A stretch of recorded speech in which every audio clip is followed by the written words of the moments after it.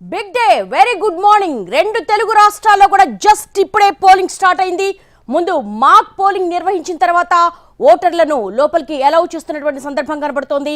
ఇటు పల్నాడు జిల్లా మాచర్లలో టెన్షన్ వాతావరణం నెలకొంది. అయితే కొంతవరకు కూడా ఎన్నికలను సజావుగా ఈ పోలింగ్ జరిగే విధంగా పగడ్బందీ ఏర్పాట్లు చేశారు. ఇటు వీడియో వెబ్ కాస్టింగ్, అలాగే స్ట్రైకింగ్ ఫోర్స్, సిఆర్పిఎఫ్ దళాలను మోహరించారు. మొత్తం వాతావరణం అంతా కూడా చాలా కూల్గా ఉంది.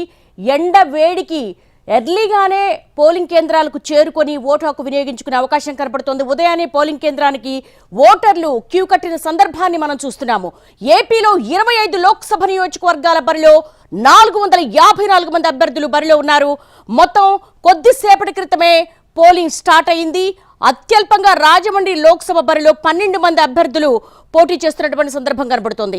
ఏపీలో ఓటు హక్కు వినియోగించుకునేందుకు బారులు తీరారు. ప్రస్తుతం మనము హైదరాబాద్ లో చూస్తున్నాము. తెలంగాణలో ఓటు హక్కు వినియోగించుకునేందుకు జూనియర్ ఎన్టీఆర్ క్యూ లైన్ లో కనబడుతున్న దృశ్యాలు మనం చూస్తున్నాము.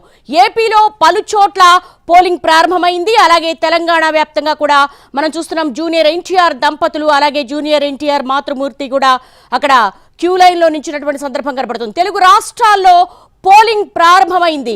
దాదాపు విభజిత ఆంధ్రప్రదేశ్లో మూడోసారి జరుగుతున్న సార్వత్రిక ఎన్నిక ఇది.